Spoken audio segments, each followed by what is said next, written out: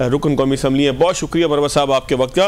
मरवा साहब, एक ग्रुप मिला है शाह महमूद कुरैशी साहब से, जिसमें जो है वो तमाम लोग हैं जो IPP में इस्तेहकाम पाकिस्तान पार्टी में चले गए थे इलेक्शन से पहले फवाद चौधरी साहब की क़यादत में, और ये ग्रुप इत्तलात ये हैं कि कोई तहरीक चलाना चाहता है। तो क्या आप अपने आप को फ्यूचर में इस ग्रुप के साथ देखते हैं? क्या आप समझते हैं कि ये ग्रुप तहरीक चला सकता है? क्या आप समझते हैं कि जो ग्रुप जाकर मिला है शाह महमूद कुरैशी साहब से, ये उन तमाम लोगों को इकट्ठा कर पाएगा जो खान साहब की रिहाई चाहते हैं? और क्या इनका वाकई मकसद ये है कि ये खान साहब की रिहाई का सबब बन सके? मुझे तो अभी आपके तफसील पता चला कि ये ग्रुप मिला है शाह महमूद साहब से।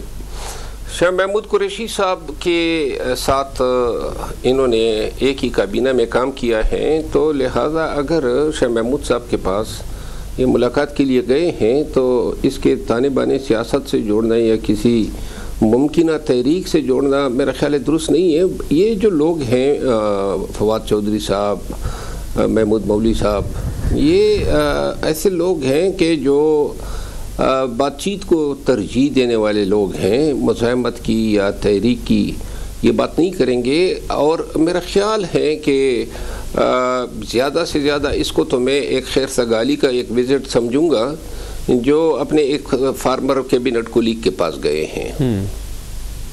तो आप समझते हैं कि खान साहब की रिहाई के लिए कुछ ऐसे लोग भी इकट्ठे हो सकते हैं, चले ये ग्रुप ना हो, आप हों या और लोग हों, कि जो पाकिस्तान तहरीक इंसाफ की क़यादत से हट के कुछ जद्दोजहद करें और पाकिस्तान तहरीक इंसाफ की क़यादत अगर किसी बॉटल नेक पर ले आई है तो ये उससे निकाल सकें?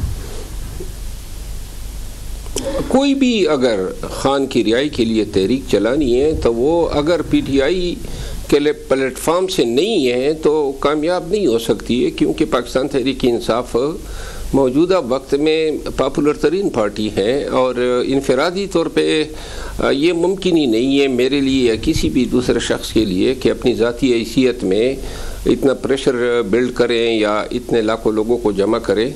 और पाकिस्तान तहरीक इंसाफ के प्लेटफॉर्म से भी बदकिस्मती है कि जो एहतजाजी क़ुव्वत थी पार्टी की वो बड़ी कमज़ोर हुई है। पहले तो उस ताकत को रिकवर करना है और इसके लिए जगह जगह जलसे करने हैं, लोगों को मोटिवेट करना है, लोगों में अवेकनिंग और शऊर जो है फैलाना है कि रिहाई के लिए निकलना क्यों है। लेकिन ये जो अभी ताज़ा तरीन चंद दिनों में डेवलपमेंट हो रही है, मुझे नज़र नहीं आ रहा है कि नवंबर में कोई एहतजाजी तहरीक होगी।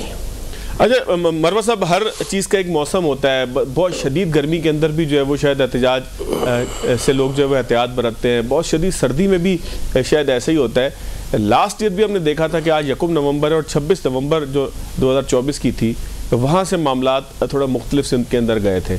तो क्या इस नवंबर में, जिस तरह से आपने अभी कहा कि कोई आप तहरीक नहीं देखते, तो फिर सुहेल आफरीदी साहब किधर खड़े होंगे कि जो कहते हैं कि मैं एहतजाज का चैम्पियन हूँ?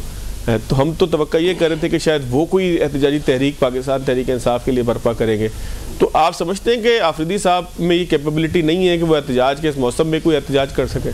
देखिए, सुहेल आफरीदी साहब मेरा ख्याल है, मेरी ज़ाती राय है कि शदीद दबाव में हैं।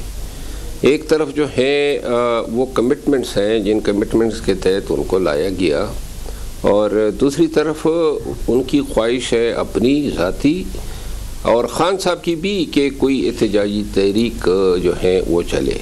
लेकिन साथ में एहतजाज किस तरह करना है, क्योंकि एहतजाज में जाने से पहले ये भी सोचना है ना कि 26 नवंबर को जो गाड़ियाँ पब्लिक ट्रांसपोर्ट की आई थी हमारे साथ, उनमें से 70% ट्रांसपोर्ट की गाड़ियाँ गुम है, उठा लिए, अभी तक पता ही नहीं चल रहा है। और उन ट्रांसपोर्टरों के साथ मामलात अभी तक सेटल ही नहीं हुए, ना उनको गाड़ियों की कीमतें अदा की गई हैं।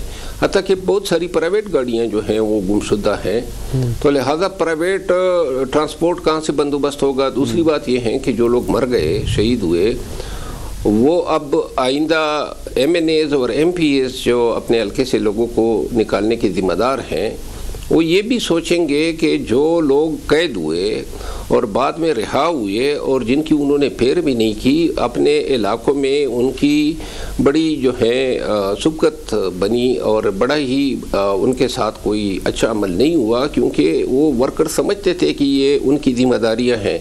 अब किसी को गोली लगती है, ज़ख्मी होता है, जेल जाता है, ये सारी जिम्मेदारियाँ उस शख्स की होंगी जो इनको निकालेगा। ठीक। और MNA जो हैं वो ख़ुद भी सोच में हैं कि आया जिस तरीके से जो एहतजाजों की बुनियाद पे डिस्क्वालिफिकेशंस हो रही है, कहीं किसी डिस्क्वालिफिकेशन का शिकार ये भी ना हो जाए, तो डर और खौफ है।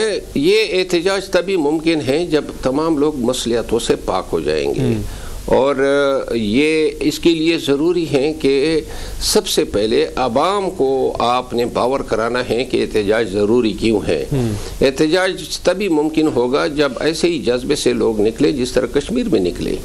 ये 40-50 हज़ार लोगों को निकाल के इस्लामाबाद लाने से एहतजाज ने कामयाब नहीं होना है।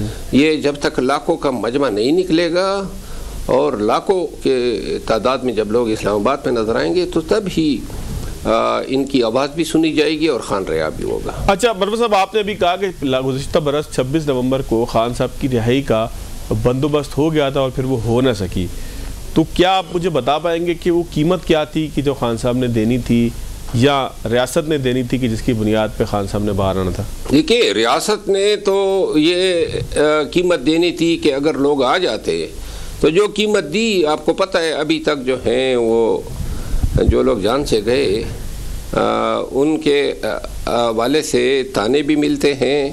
आने वाले वक्त में कानूनी कार्रवाई का डर सारी उम्र इनके सरों पे रहेगा। तीसरी बात यह है कि बदनामी तो अलहदा हुई पूरी रियासत की और पूरी हुकूमत की। ये वो बहुत बड़ी कीमत है जो दी है, और ये कीमत वो नहीं देना चाहते थे, और इस कीमत न देने की इवज़ उन्होंने खान की रिहाई को कबूल किया था। और इसके लिए सिर्फ ये शर्त रखी थी कि संगजानी पे आप ठहर जाएं, और संगजानी पे 6-7 दिन तक ठहरें, जब तक खान रिहा नहीं होता है आप लोग जाएं ही नहीं, हम आपको फैसिलिटेट भी करेंगे। तो ये वो मामलात थे। अच्छा मरवा साहब, जिस इल्ज़ाम के तहत अली अमीन गंडापुर साहब को, चले इल्ज़ाम ना कहें, जिस मकसद के लिए अली अमीन गंडापुर साहब को बाय बाय टाटा कहा गया और आफरीदी साहब को लाया गया, तो क्या काबीना जो गुज़िश्ता रोज़ आपने देखी, आप समझते हैं कि वो उस मकसद के हसूल के लिए दुरुस्त कदम है? भाई भाई को नवाजा जा रहा है, तो ये एक ठीक तरफ रास्ता था, यही मकसद था गंडापुर साहब का, यही उनका कसूर था कि जिसको जो है वो सज़ा उनको मिली? मेरे ख्याल है काबीना में जो लोग शामिल हुए हैं वो तो 99% वही हैं जो अली अमीन खान के साथ थे। 99% वही काबीना है।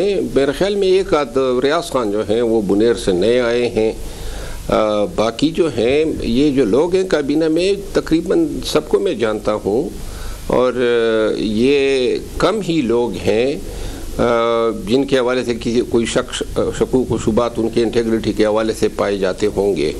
बाकी जो हैं काबीना जो हैं वो पढ़े लिखे लोगों पर मुश्तमिल है, बहुत से ईमानदार वज़रा हैं, और काबीना जो है वो जो उन्होंने सेलेक्ट की है या बनाई है वो तो मेरा ख्याल नहीं है कि मुतनाज़ा है। हदफ क्या होगा इस काबीना का, इस हुकूमत का? खान साहब की रिहाई हदफ होगा या गुड गवर्नेंस इनका हदफ होगा मरवा साहब?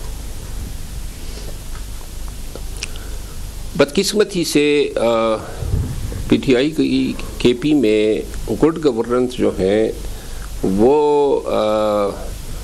शायद ही तरजीह रही हो।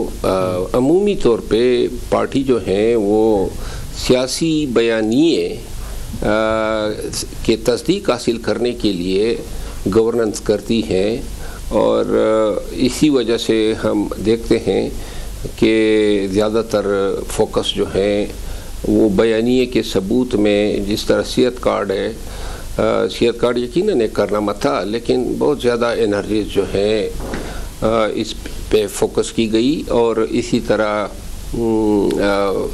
अमन अमान जो है या फिर इंफ्रास्ट्रक्चर की डेवलपमेंट, रोड्स बनाने, मोटरवेज बनाने, जिस तरह पंजाब में हुआ है या हो रहा है, ये तरजीह कमी नज़र आई है। और यही वजह है कि ख़ुद मेरे अपने हल्के के सारे रोड जो हैं टूट फूट चुके हैं, और यही हालत पूरे खैबर पख्तूनख्वा की है। आवाम जो है उनकी अवलीन तरजीह जो है कि उनकी हालत इज़हार को बेहतर किया जा सके, और खैबर पख्तूनख्वा के अवाम को अगर इस दफ़ा भी पाकिस्तान तहरीक इंसाफ ने अपनी खिदमात से और अवामी वेलफेयर के कामों से न नवाजा, तो मेरा ख्याल नहीं है कि ये लोग जो हैं चौथी दफ़ा किसी भी वजह से पाकिस्तान तहरीक इंसाफ के हमनवा बनेंगे। रिहाई के लिए खान साहब की कुछ आपको लगता है आने वाले दिनों के अंदर सोहेल आफरीदी साहब का लाइन ऑफ एक्शन ऐसा होगा कि जो अली अमीन गंडापुर साहब का नहीं था? और इस सवाल के पीछे पर्पस या इस सवाल के पीछे जो जहन है वो ये है कि अली अमीन गंडापुर साहब के ऊपर इल्ज़ाम शायद यही था कि आप खान साहब की रिहाई के लिए ठीक तरीके से जद्दोजहद नहीं कर रहे। तो क्या ये इल्ज़ाम जो मैं आपसे कह रहा हूँ ये आपको दुरुस्त महसूस होता है? और फिर इसके अंदर लगता है कि सोहेल आफरीदी अपने तुंदो तेज़ बयानात से पूरी बिसात उलट नहीं देंगे, बल्कि बिसात में अपना हिस्सा मांगने की जो है वो जस्तजू में लगे रहेंगे, तो रिहा करवा पाएंगे? बदकिस्मती ये है कि पाकिस्तान तहरीक इंसाफ में हर लीडर ये समझता है कि जितनी सख्त ज़बान इस्तेमाल करोगे मुखालिफिन को, जितने ही बुरे अल्फाज से आप मुखातिब करेंगे, उतने ही आप जो हैं खान के वफादार तस्वुर होंगे। और आप जब ये इनके रेटोरिकल स्टेटमेंट सुनते हैं जलसों में, तो सब जो है एक दूसरे से ज़्यादा इसमें जो है पोजीशन या नंबर लेने की कोशिश करते हैं कि उसकी जो तकरीर है ज़्यादा वायरल हो जाए, एंटी एस्टेब्लिशमेंट हो, एंटी फ़ौज हो, एंटी हुकूमत हो। और यही सिर्फ लफाजी तक जो हैं ये लोग महदूद रहते हैं। अली अमीन ख़ान जो हैं उसने जो खिदमत अंजाम दी है उसका सिला उसको शायद सही तरीके से नहीं दिया गया। अली अमीन ख़ान ने तो परफॉर्म भी किया, बहुत सारी खिदमत हैं उनकी पार्टी के लिए। और मेरा ख्याल है कि अली अमीन ख़ान को अगर अपने तरीके से पार्टी खान को रिहा करने का मैंडेट देती तो वो रिहा कर चुके होते। पार्टी में ये भी एक जंग लगी रहती है कि जी खान की रिहाई का सिला या तुर्रे इम्तियाज़ जो हैं वो कोई एक शख्स इसका क्रेडिट न ले सके, तो लिहाजा एक अगर बात बनाता है तो दूसरी तरफ कोई और मिसाल के तौर पे सोशल मीडिया को इस्तेमाल कर लेता है ताकि वो जो, और आपको मैं अर्ज़ करूं इससे $1 मिलियन की इंडस्ट्री चल रही है खान को जेल के अंदर रखने से, और वो इंडस्ट्री का दिया जो है बुझ जाएगा अगर खान रिहा होता है। तो ये बहुत सारी क़ुव्वतें हो गई है।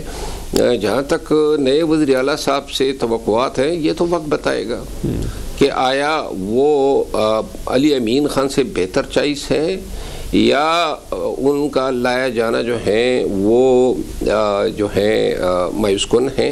फिल वक्त ये कहना कि जी वो खान की रिहाई की तहरीक को कामयाब कर सकेंगे, मुझे ज़ाती तौर पे जब तक अमली कोशिशें नहीं होंगी, फील्ड में लोगों को एक्टिवेट नहीं किया जाएगा, मैं ख़ुद पुरुमीद नहीं हूँ कि आने वाले 1.5-2 माह में खान की रिहाई के लिए कोई मुतहरिक कोशिशें होंगी। तो मरवत साहब आपको क्या लगता है खान साहब का जेल में दौरानिया मज़ीद कितना हो सकता है? कानूनी एतबार से भी बताइएगा और सियासी मामलात को देखते हुए भी। देखिए खान साहब की रिहाई की 3-4 दफ़ा अपॉर्चुनिटीज़ मिली, और देखिए पाकिस्तान तहरीक इंसाफ का जो भी लीडर ये कहता है ना मीडिया पे आके कि जी खान साहब रिहा नहीं होना चाहते हैं, वो झूठ बोल रहा होता है। कौन जेल में अंदर रहना चाहता है?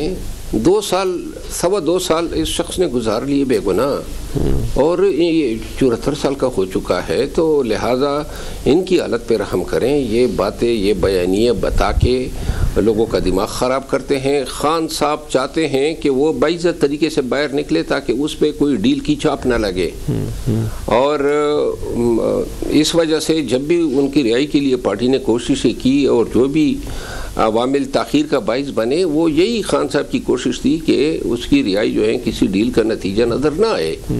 और ख़ान साहब की मौजूदा वक्त में तो मुझे रिहाई की कोई इम्कानात नज़र नहीं आ रहे हैं, और ना मुझे कोई खान की रिहाई के लिए कोई काबिशें नज़र आ रही हैं। तो खान साहब की जो रिहाई मरवत साहब जब भी अमल में आई वो किसी डील का नतीजा होगी, किसी पॉलिटिकल मूव का नतीजा होगी। चलें डील में फिर ये भी आ जाता है कि खान साहब खुद भी राज़ी हों, तो क्या किसी पॉलिटिकल मूव के नतीजे में होगी, डील के नतीजे में होगी, या लीगल टीम की परफॉर्मेंस इतनी अच्छी होगी कि वो खान साहब को बाहर ला सके? लीगल टीम को जब तक 26वीं आईनी तरमीम के इम्पैक्ट्स हैं उनको तो आप माइनस ही रखें। सियासी तहरीक PTI चलाती आई और एक वक्त में इस काबिल थी कि उनके सियासी तहरीक की वजह से इनके साथ डील पे लोग बैठ जाते थे या सेटलमेंट पे। लेकिन अभी पार्टी की वो पोजीशन नहीं है। सियासी तौर पे एहतजाज की जो ताकत है वो बड़ी कमज़ोर हुई है। लेकिन ये भी मैं समझता हूँ और ख़ान भी समझते हैं कि ख़ान की रिहाई जो है वो ताबे सियासी तहरीक की होगी, लेकिन इसके लिए पार्टी को जो है मुत्तहिद होना होगा, मुत्तफ़िक़ होना होगा, तमाम मुनाफ़िक़तों से पाक एक ऐसी सोच को डेवलप करना होगा जिसके नतीजे में ख़ान की रिहाई और तमाम लीडरशिप की और ख़ान की बीवी की रिहाई मुमकिन हो। अच्छा, शेर अफजल मर्वत साहब, आप क्या समझते हैं कि वो वक्त कब आ सकता है, कभी आ भी सकता है, नहीं आ सकता, कि जब ख़ान साहब को ये एहसास हो कि उन्होंने शेर अफजल की सूरत में एक अपना पॉलिटिकल वर्कर, अपना एक सिपाही खो दिया है? क्या ख़ान साहब को ये एहसास होगा? क्या सियासी क़यादत जो है वो एक्सपोज हो जाएगी, तब ऐसा वक्त आएगा? क्या आप आने वाले दिनों में कोई ऐसा वक्त देखते हैं कि आप दोबारा पाकिस्तान तहरीक इंसाफ के लिए उसी तरीके से जद्दोजहद करेंगे जैसे आप पहले कर रहे थे? ये बड़ा मुश्किल सवाल है, मुझे अपना आप नज़र नहीं आ रहा है, क्योंकि सोशल मीडिया ने इतनी गालम गलोच कर दी है कि अब मेरा मन ही नहीं करता है। ये जिस वक़्त हम निकले थे तमाम नुकसानात की परवाह किए बगैर, वो एक दिली ख्वाहिश थी, किसी का कर्ज नहीं था, न किसी के हम मकरूज थे, एक ख्वाहिश थी, हमने अपनी दिली ख्वाहिश के मुताबिक। और अब जो है 3 दफ़ा निकाले जाने के बाद मेरा कोई मन नहीं करता है कि मैं फिर वो काम करूं जो आजकल आबेल मुझे मार के मुतरादिफ हैं। अलबत्ता एक हालत में ये तभी मुमकिन है कि जो मेरे साथ ज़्यादतियाँ हुई उस पे आज़ार शर्मिंदगी हो, तो तब मैं कहीं जाके वो अमल सर अंजाम दे सकता हूँ, वो भी मेरी अपनी मर्ज़ी है। क्योंकि यहाँ पाकिस्तान तहरीक इंसाफ में लोग ये सोचते हैं कि गोया कोई नऊज़ बिल्ला कोई ख़ान का कुर्ब हासिल होने से कोई खलीफा वलीउल्लाह की मसनद मिल जाती है। आजकल उनको एहसास ही नहीं है कि ख़ान के नज़दीक जाना, पूरे खलूस के साथ जाना और उनके लिए डट के खड़ा होना जो है वो जान चुकों का काम है और था। तो लिहाजा अभी जिन लोगों ने मुझे माइनस करवाया, अब उन लोगों की बारी है कि बता दें और दिखा दें दुनिया को कि ख़ान की तहरीक जो है ख़ान के नाम पे हर कोई चला सकता है। जिस तरह उन्होंने मेरे बारे में कहा कि ख़ान का सौदा बेच रहा था, ख़ान का सौदा अभी कोई क्यों नहीं बेच रहा है?